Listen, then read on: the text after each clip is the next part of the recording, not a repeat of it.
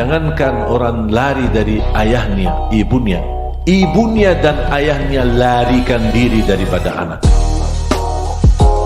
Apalagi ibu yang rasanya namanya ibu yang suka kasih sayang dan bahsyat, lari.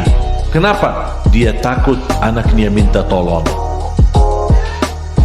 Jangankan kondisi kita, mohon maaf, semua manusia meminta tolong sama Nabi. Nabi sendiri jawab, saya tidak bisa tolong kalian, saya ingin selamat sendiri. Hanya Nabi Muhammad sallallahu alaihi wasallam. Jadi semua manusia datangi Nabi Muhammad, tolonglah Nabi Muhammad, kami sudah berdiri 50.000 tahun, mohon disegerakan sama Allah untuk hisab. Baru Nabi Muhammad berkata, aku yang diizinkan untuk tolong kalian. Tapi kalau Nabi yang lain, nafsi, nafsi, diri sendiri, ya Allah selamatkan, ya Allah selamatkan. Kalau para Nabi aja memohon ya Allah selamatkan, kira-kira kita gimana? Kenapa kejadian ini Allah gambarkan?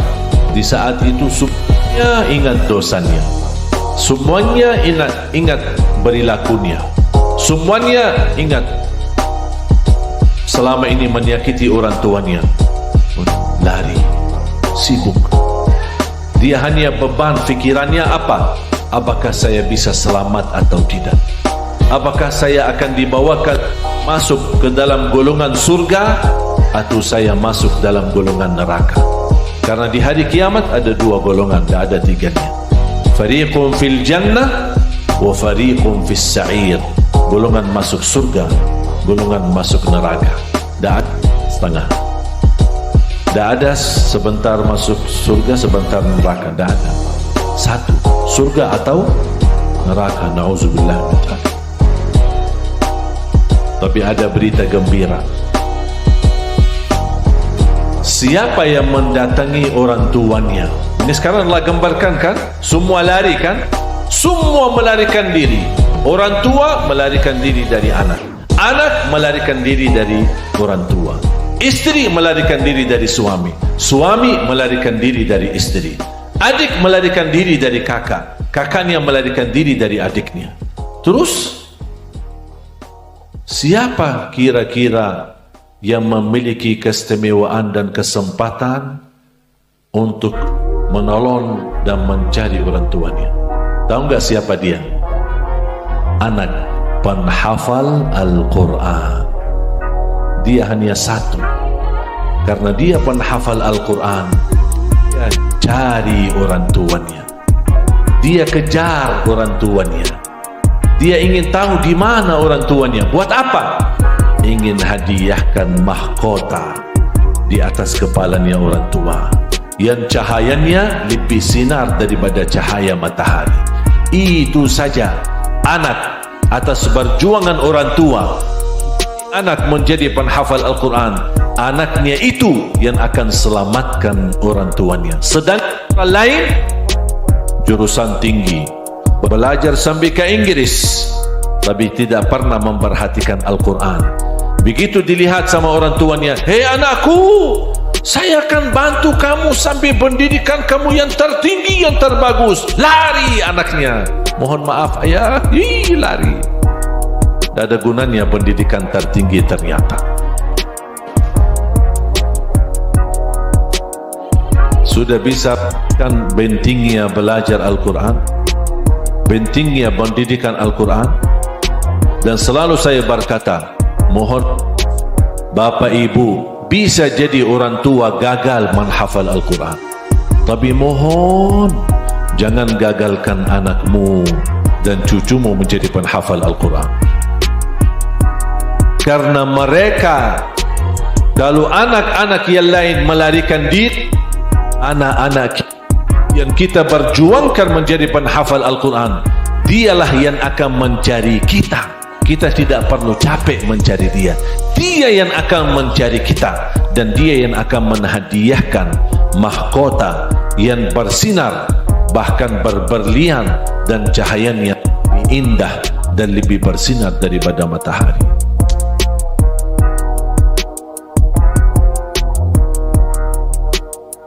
Ketika saya pernah satu saat ibu saya surat ini dan menangis menetiskan air. Dia membayangkan gimana kondisi anak larikan diri daripada ibu, ibu melarikan diri pada anak, dan saya mencium kepalanya dan memegang tangannya. Saya bilang, Ummi, jangan khawatir, kami yang akan cari Ummi. Ummi dah usah lari, Ummi dah usah nangis, karena Ummi yang memperjuangkan kami menjadi penghafal Al-Quran. Mohon maaf Bapak Ibu, orang tua saya orang awam, bukan orang penghafal Al-Quran. Ayah saya bukan ulama, bukan kiai, belajar sekolah sampai kelas 3 SD. Ibu saya sampai usia 40 tahun 0 huruf, tak bisa baca Quran. Coba bayangkan, orang Arab tak bisa baca Quran. Sampai usia 40 tahun sama sekali tidak bisa baca Quran. Allah anugerahkan keturunan 12 anak, 9 laki 3 perempuan. 10 di antara 12 penghafal Al-Quran 30 juz. Berapa mahkota yang ayah dan ibu kita dapat, berapa karunia yang mereka dapat. Saya safari dakwah, saya sengaja mendatangkan orang tua saya dari Madinah, karena mereka berdiam di Madinah. Saya datangkan, khususnya di kota Malang, saya bawa mereka. Kali ini sayang sekali mereka tidak bisa ikut, tapi di dalam beberapa titik saya ajak ibu sama ayah. Begitu kita pulang, ayah sama ibu nangis. Nangis begitu memperhatikan, begitu jamaah antusias dan sayang sama saya. Dan saya pula sayang sama jamaah, saling mencinta karena Allah subhanahu wa ta'ala. Tidak ada kepentingan di antara saya sama Bapak Ibu. Kita hanya bersama-sama duduk, dan Alhamdulillah saya bangga menjadi rakyat Indonesia karena betapa Allah berikan karunia perhatian jamaah kepada saya dan keluarga. Alhamdulillah kita bisa terus istiqamah memperjuangkan Islam dan memperjuangkan Al-Quran karena berkat doa dari Bapak Ibu. Makanya ketika ibu dan ayah mereka datang dari Madinah, melihat ibu-ibu betapa luar biasa kasih sayangnya kepada kita, luar biasa perhatiannya kepada kita. Mereka datang di mana tempat bermalam kita, datangi berkunjungan, bapak-bapak memberikan perhatian, sampai ayah sama ibu merasa tenang. Walaupun mereka pulang ke Madinah, merasa tidak ada kekhawatiran, karena mereka merasa anaknya sedang berada di tengah keluarga sendiri. Tak pernah saya merasa diri asing. Saya bilang sama ayah sama Ummi, Ummi sama ayah merasa bangga karena begitu luar biasa perhatian jamaah kepada kami. Gimana kalau ayah di hari kiamat? Gimana Ummi kalau di hari kiamat? Masing-masing anaknya dari 10 penghafal Al-Quran akan mencari ayah dan Ummi untuk memberikan mahkota yang luar biasa indah. Mungkin kami bukan berjurusan tinggi, sekolah yang tinggi, biasa-biasa saja. Dan Alhamdulillah berkat tuannya, berkat anaknya menjadi penghafal Al-Quran. Sekarang sebaliknya, ayah dan ibu ikut dari nol belajar Al-Quran dan menjadi penghafal Al-Quran. Yang menjadi gurunya adalah anaknya sendiri. Dan saya berhasil merayu 7 adik saya, 7 adik kandung. Saya datangkan mereka dari Madinah, dan saya sudah sampaikan di Indonesia mereka sangat haus belajaran Al-Quran. Mereka ingin membaca Al-Quran dengan benar, bahkan banyak ingin menghafal Al-Quran. Dan tugas ini luar biasa besar, dan impian ini sangat indah, dan saya tidak bisa bekerja sendiri. Ayo adik-adik saya, kalau kalian berkenan datang ke Indonesia. Tapi saya bilang sama mereka, saya tidak bisa janji gaji, saya tidak bisa janji uang, saya tidak bisa janji rumah yang bagus, saya tidak bisa memfasilitasi adik-adik saya. Saya sampaikan begitu. Kalau kalian mau cari aman, mohon maaf, Madinah lebih aman. Kalau mau cari suci, Madinah lebih suci. Mau cari makmur, Madinah lebih makmur. Mau cari barakah, Madinah lebih barakah. Mau cari makam wali, Nabi Muhammad lebih baik daripada wali. 1000 wali di Indonesia masih lebih mulia makam Nabi Muhammad sallallahu alaihi wasallam. Tapi kalau kalian datang ke Indonesia untuk memperjuangkan Al-Quran, terbuka kesempatan. Tapi kalau kalian hanya buat jalan-jalan, lebih baik diam aja di Madinah. Saya rayu dan memberikan semangat.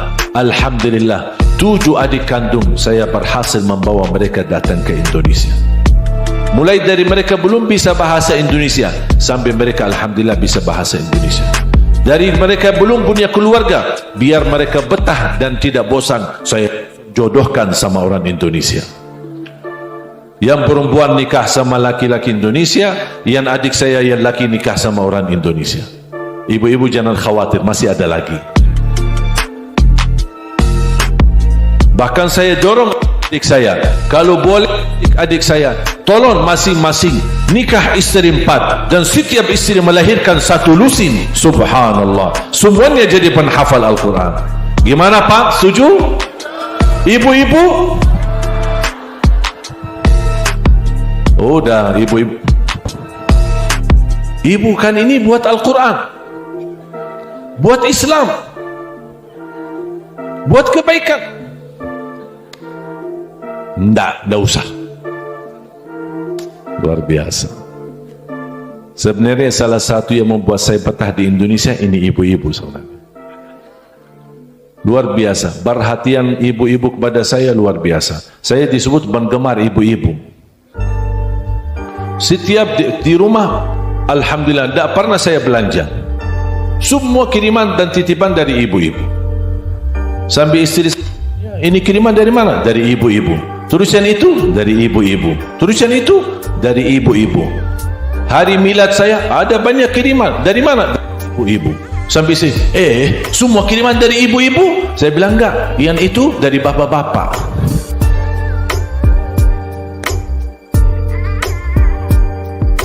Makanya saya cinta sama ibu-ibu. Masya Allah.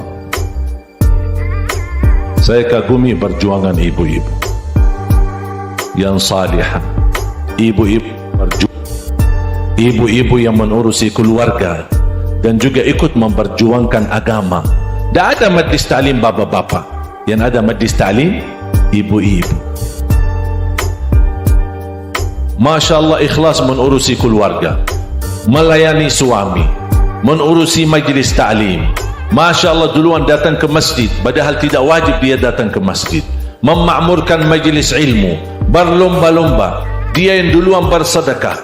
Banyak yang berwakaf untuk program kita, malah justru dari kalangan kaum wanita. Begitu luar biasa perhatiannya. Dan insya Allah saya doakan mudah-mudahan ibu-ibu yang duluan masuk surga. Katanya imam adalah suami, tapi ternyata masuk surga suami jadi makmum yang membawa istrinya. Amin ya rabbal alamin. Doakan jamaah sekalian, doakan cita-cita. Saya membangun sebuah cita, melahirkan dan mencetak 1 juta penghafal Al-Quran untuk Indonesia tercinta. Indonesia dikenal negara terbesar penduduk Islam.